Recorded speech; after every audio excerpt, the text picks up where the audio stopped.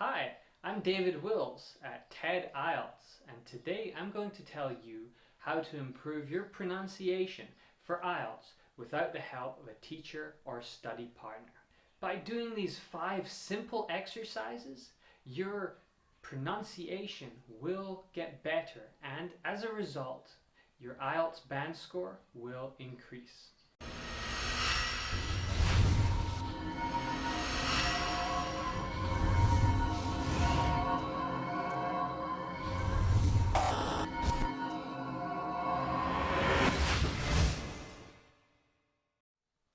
The IELTS speaking test is marked in 4 parts, and each of them is worth 25% of your speaking score. You guessed it, pronunciation is one of those 4 areas.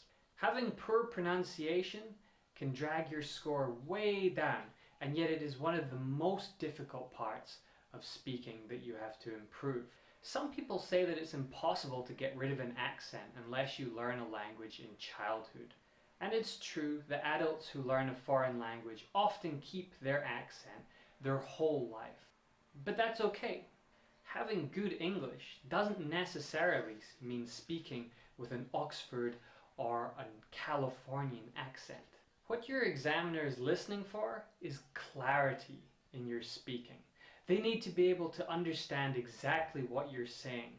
I've known many Indian speakers, for example, who speak with a really strong Indian accent, but their English is perfect, and they still score really highly on the IELTS exam because the examiner can understand them. In short, to get a band 7 or above, your pronunciation needs to be clear enough that the examiner can understand exactly what you're saying.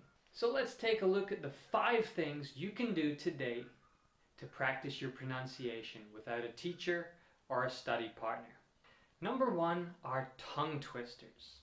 A tongue twister is a group of words that is difficult to say. Often their meaning is just nonsense, and they are commonly used by children because they sound funny. However, they serve a valuable purpose for someone who is learning English or someone who speaks publicly. Tongue twisters are used by actors, newsreaders, and public speakers because they exercise your face the way that lifting weights exercises your muscles.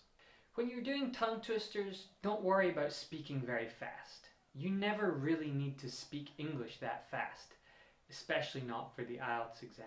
In fact, sometimes speaking slowly is the best thing. Instead, concentrate on speaking accurately. When you're doing the tongue twisters, think about the difficult sounds that you have to say and get them right. Don't worry about going quickly. Here is a very popular tongue twister that you can try. She sells seashells by the seashore. Say that again with me. She sells seashells by the seashore. Sounds easy, right? It's not. When people try to say it quickly, it goes very wrong. But when you're saying it over and over again, you're actually practicing with the muscles in your mouth, including your tongue and your lips, and you're repeating these sounds, building up a good practice of the language. If you prefer, you can also use the lyrics to your favorite rap song. These essentially serve the same function. They're difficult to say, therefore they're exercising your mouth. Number 2 is to use a mirror. Now you might think that speaking is all about sound, but actually you're using your mouth, the muscles in your face, in order to make these sounds. And we don't often think about that. By looking in a mirror, you remind yourself of what your mouth is doing, and you can pronounce these words more accurately. Watch yourself speaking in a mirror to see if your mouth is making the correct shapes to pronounce the words you're supposed to be saying. For example, here in China, many of my students have trouble with the th and th sounds.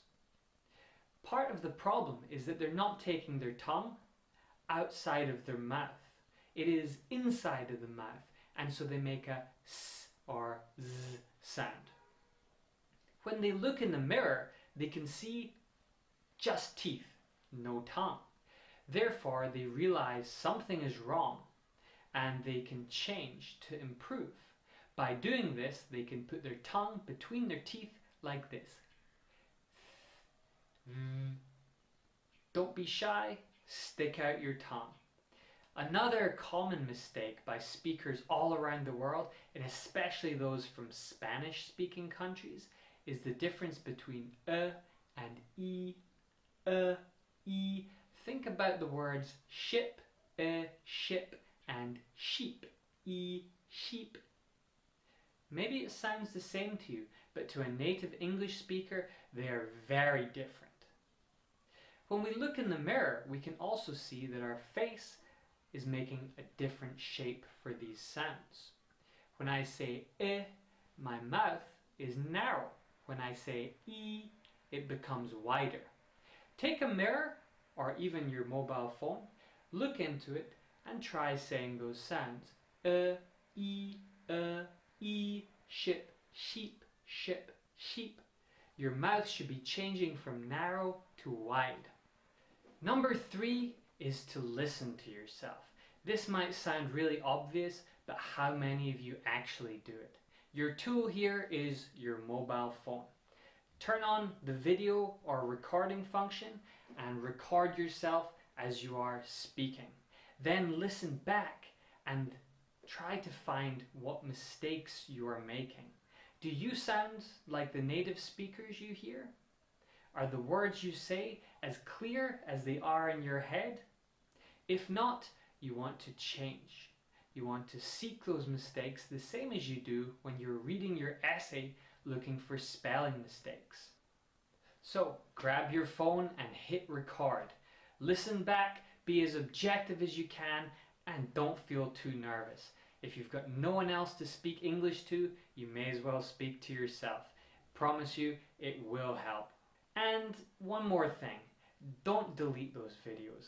A year from now, 5 years from now, when you're speaking English at a native level, when your English is amazing, you're going to want to look back and see how far you've come. You'll listen to yourself and you'll think, oh my God. Tip number 4 is listen and repeat.